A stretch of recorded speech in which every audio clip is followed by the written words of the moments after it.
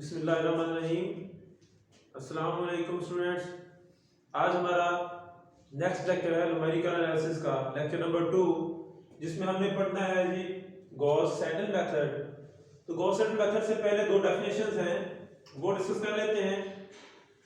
पहली डेफिनेशन है हमारे पास diagonally dominant matrix, a square matrix A whose elements are Aij is said to be diagonally dominant if Aii absolute value greater or equal summation I is equal to 1 to n I is equal to not k Aij absolute value where j is equal to 1 to n।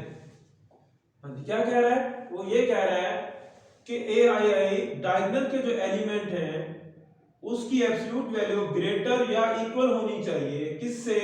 बाकी जो उस रो में element बचेंगे उन दोनों के सम से। Summation का मतलब सम, चाहे 2 क्रॉस 2 हो, चाहे 3 क्रॉस 3 हो, चाहे 4 क्रॉस 4 हो, उनके सम से बड़ा होना चाहिए ए आई। फॉर एग्जांपल यहां पे एग्जांपल से आपको समझ आएगी। ये देखें, ये वाला जो एलिमेंट है, ये वाला, ये A11 है, इसको हम A11 कहते हैं।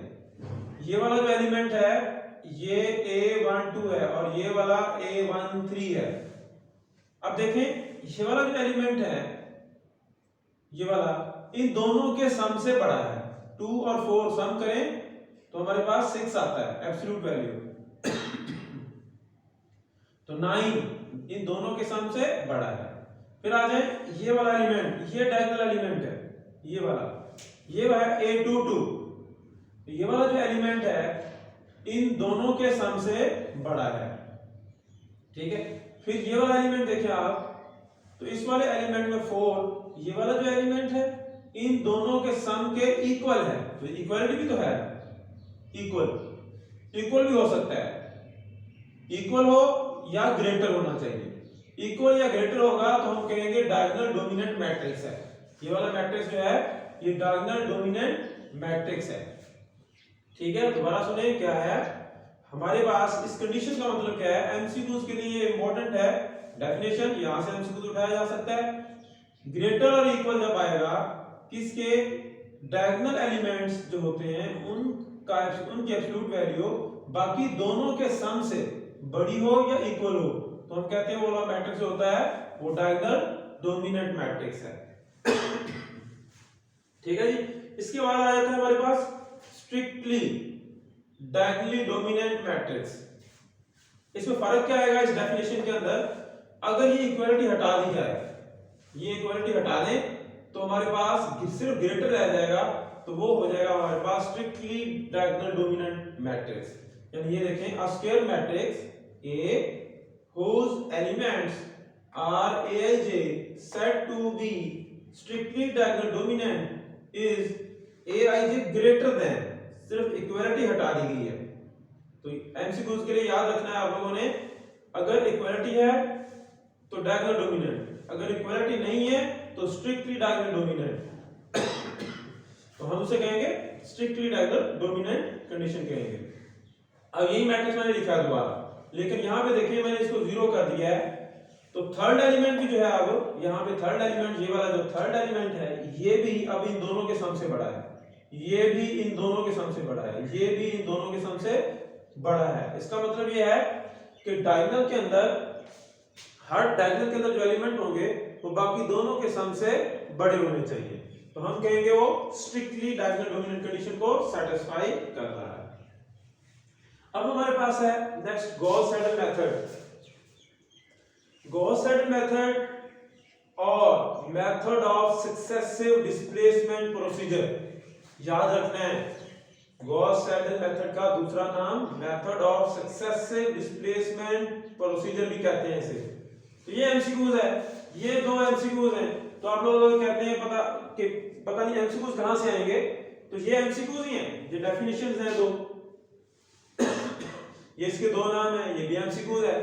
तो इस तरह आप लोग पूरा लेक्चर अगर देखेंगे सही तरह से तो आपको पता चलेगा कि एमसीक्यूज कहां से और कैसे बन सकता है। ये 3 एमसीक्यूज तो ये मैंने बता दिए आपको। अच्छा, अब ये सिस्टम दिया गया है, एक सिस्टम, इसको हमें सॉल्व करना है गॉस सेडल मेथड से। कल हमने किया था जैकोबी मेथड, तो आज गॉस सेडल मेथड है। अब इसमें आप चेक कर लें, पहले यही कंडीशन पहले चेक करनी होती है, डायगोनल डोमिनेंट कंडीशन। अब देखें यहां पर ये है 11, 1 और 2 दोनों के सम से बड़ा है, ठीक है। ये है 10, इन दोनों के सम से बड़ा है, ठीक है। ये है 8, इन दोनों के सम से बड़ा है। तो स्ट्रिक्टली डोमिनेंट कंडीशन सेटिस्फाई हो रही है, तो ये डोमिनेंट कंडीशन जो है ये सेटिस्फाई हो रही है। तो पहला स्टेप तो हमारा नहीं होगा। अगर ये डोमिनेंट नहीं होते तो हम इनको तरतीब देते। अब तरतीब देने की जरूरत नहीं है, बल्कि ये ऐसे ही सॉल्व होगा। अब आपने क्या करना है, स्टेप 1 बनाना है, स्टेप 2 होगा आपका। तो आप यहां से x की वैल्यू निकालनी है। तो x1 इज इक्वल टू ये 15 माइनस 2x2 माइनस x3 और 11 आगे हो जाएगा डिवाइड 1/11, ठीक है। यहां से x2 की वैल्यू निकालनी है, तो आपके पास हो जाएगा x2 1/10 into 16 माइनस x1 और माइनस 2x3, ठीक है। यहां से हमने वैल्यू निकालनी है x3 की, तो हम इसको इधर लेके जाएंगे, ये 1 इधर आके प्लस हो जाएगा, तो हमारे पास हो जाएगा x3 is equal to 1/8 into, इसको इधर ले गए थे 1 को इधर ले आए थे, 1 हो जाएगा इधर आके माइनस, तो -1 प्लस 2x1 प्लस 3x2, ठीक है जी। तो ये हमारा पहला स्टेप हो गया, हमने एक सिस्टम बना लिया जहां से हमने सॉल्यूशन जो है वो स्टार्ट करना है, इसको 1 करना है। ये सिस्टम बन गया। देखिए पहले हमने क्या किया, पहले हमें चेक करना होता है कि डायगोनल डोमिनेंट कंडीशन सेटिस्फाई हो रही है। अगर नहीं हो रही तो आप इन इक्वेशन को तरतीब देंगे ऊपर नीचे, ठीक है, और कोशिश करेंगे कि ये डायगोनल डोमिनेंट कंडीशन बन जाए। अब ये पहले से डायगोनल डोमिनेंट कंडीशन थी, तो हमने इसे यहां से पहली से x की वैल्यू, दूसरी से y की वैल्यू या x2 की वैल्यू, तीसरी से z की वैल्यू या x3 की वैल्यू निकाल लेनी है, ठीक है। अब हमने आइटरेशन स्टार्ट करनी है। जब हमने आइटरेशन स्टार्ट करनी है तो हमारे पास x1 x2 और x3 होने चाहिए। अगर दिए हुए हैं तो ठीक है, अगर नहीं दिए हुए तो हम 0 0 ले लेंगे। तो फर्स्ट आइटरेशन हमारी यहां से स्टार्ट हो जाएगी। फर्स्ट आइटरेशन, फर्स्ट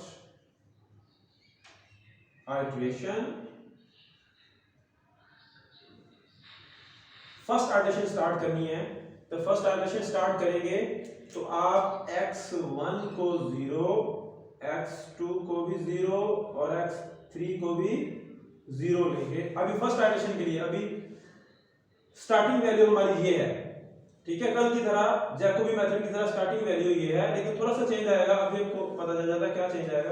अब हम निकालेंगे यहां से x1 की value, x1 is equal to 1/11 into 15 minus 2 into 0 minus 0, तो ये हमारे पास आंसर आ जाएगा। ये तो 0 हो गया, 15/11, तो इसका आंसर मैं डायरेक्ट लिख देता हूं, आप लोगों ने कैलकुलेटर से फाइंड आउट कर लेना। तो देखिए जी इसका आंसर आ जाएगा हमारे पास फर्स्ट आइटरेशन पे, हमारे पास इसका आंसर आ जाएगा 1.36,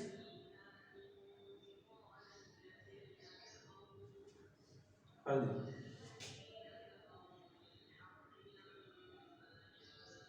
1 कैलकुलेटर से 1.36 और 4, ये आपके पास आंसर आ जाएगा, ठीक है जी।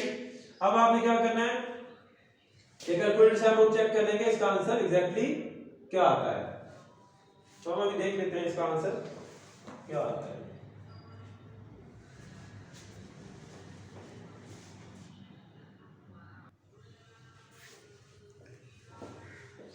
हाँ जी 1.3636 इसका आंसर आता है जब हम क्या करेंगे, x2 को 0 और x3 को 0 यहाँ पे पुट कर देंगे। तो x1 की वैल्यू हमारे पास आ गई 1.364 या 366 आप कह देंगे। ठीक है। इसके बाद आपने क्या करना होगा, x2 की वैल्यू निकालनी है। अब तो हमने निकाला है x2, तो हमारे पास आ जाएगा 1/10 इंटू 16 माइनस, अच्छा अब क्या फर्क होगा कल वाले क्वेश्चन में, यानी जैकोबी मेथड, इसमें क्या फर्क होगा, अब यहाँ पे हमने x1 पुट करना है। आप देखें कि यहाँ पे हमारे पास x1 आ गया है, ये वाला, ये x1 हमारे पास x1 की वैल्यू आई हुई है। तो अब हमने न्यू x1 की वैल्यू पुट करनी है, ना कि ये 0 पुट करनी है। देखिए भाई दोबारा सुने, जब हम x2 फाइंड आउट करेंगे तो x1 की न्यू वैल्यू आई हुई होगी, ये वाली वैल्यू अब पुट करनी है, ना कि 0 वाली पुट करनी है। x1 के लिए तो 0 0 पुट होंगे, लेकिन जब x2 फाइंड आउट करेंगे तो हमारे पास x1 की जो न्यू वैल्यू आई हुई है वो वैल्यू अब यहाँ पे पुट करेंगे। आप x3 की 0 पुट करेंगे, क्योंकि x3 की तो वैल्यू नहीं आई हुई अभी, तो x1 की ये न्यू वैल्यू पुट करेंगे तो आपके पास आ जाएगा 1.364, ठीक है जी, 1.364, और x3 की वैल्यू जो है वो आप 0 रखेंगे और इसको आप कर लेंगे सॉल्व। तो देखते हैं क्या आंसर आ जाता है हमारे पास। ये आंसर आ जाएगा जी 16 माइनस 1.364 इक्वल डिवाइडेड बाय 10, 1.4636, 1.4636,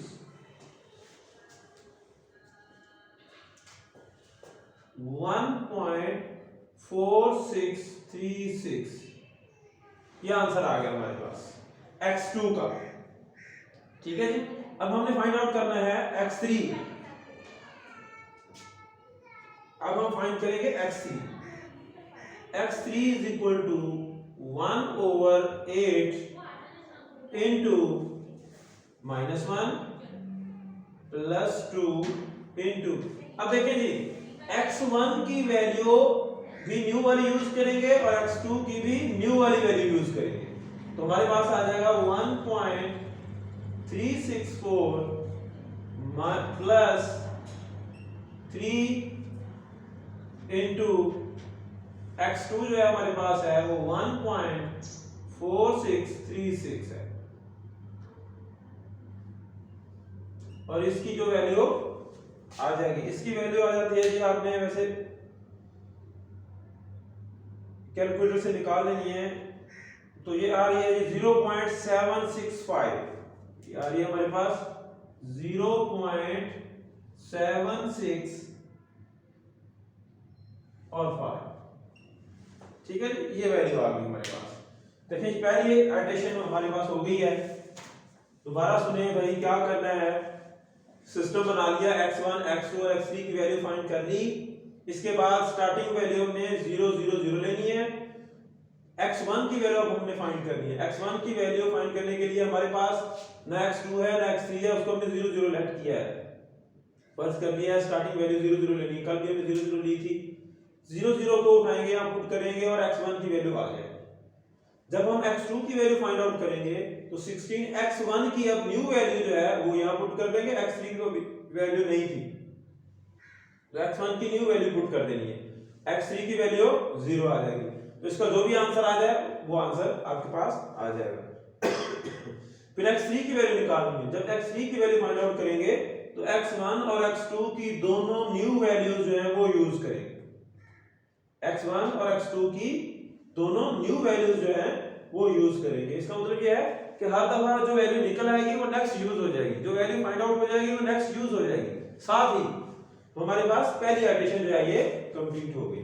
बिल्कुल सेम इसी वे पे अब आप लोगों ने क्या करना है, सेकंड एडिशन जो है वो करनी है। तो सेकंड एडिशन के लिए क्या करेंगे जी, अब हमारे पास है सेकंड एडिशन,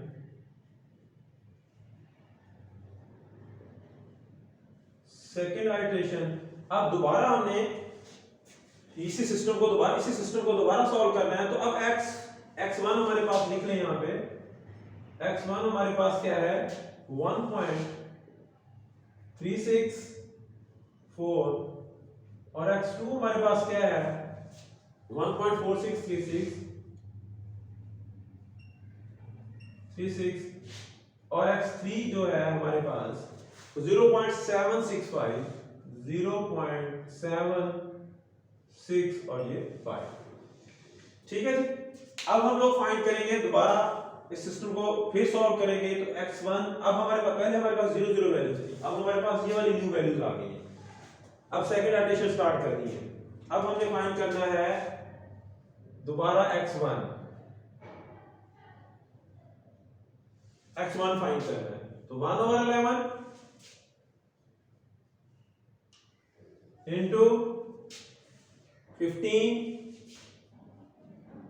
minus 2x2 हमारे पास कितना है जी x2 हमारे पास 1.4636 है। ठीक है जी। और माइनस x3 हमारे पास 0.76 और 5 है। तो हमारे पास यहाँ पे x1 आ जाएगा, तो मैं डायरेक्ट लिख रहा हूँ, कैलकुलेटर से आप लोगों ने सॉल्व करना है। x1 इज इक्वल टू, इसको सॉल्व करेंगे तो हमारे पास x1 आ जाएगा 1.028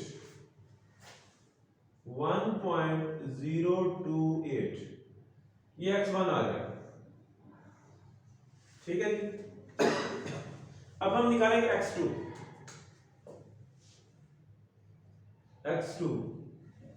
के लिए 1/10 into 16 माइनस अब ये x1 है, अब x1 की ये न्यू वैल्यू यूज होगी, ना कि ये वाली वैल्यू यूज नहीं होगी, न्यू वैल्यू यूज होगी। x1 की वैल्यू हमारे पास 1.028 माइनस 2 into x3 0.76 और 5। तो हमारे पास x2 आ जाएगा यहां पे x2 इज इक्वल टू, जब इसको पूरे को कैलकुलेटर से आप लोग सॉल्व करेंगे तो हमारे पास x2 है 1.344 ये आ गया हमारे पास x2। ठीक है। अब हम फाइंड करते हैं x3 is equal to 1/8 into -1 plus 2 into x1 और x2 यूज हो रहे हैं।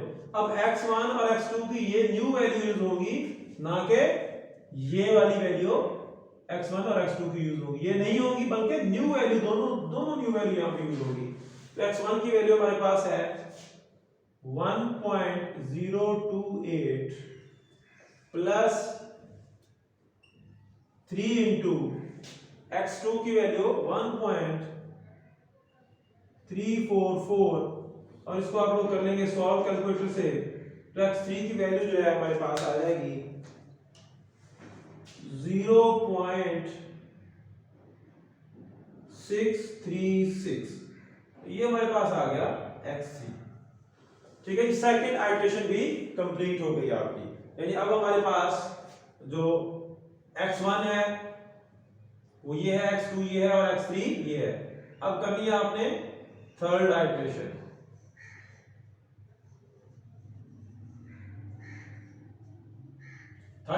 स्टार्ट करनी है तो स्टार्टिंग वैल्यू आपकी ये न्यू आ गई। अब दोबारा x1 आपके पास आ गया 1.028, x2 आपके पास आ गया 1.344 और x3 आपके पास आ गया 0.636।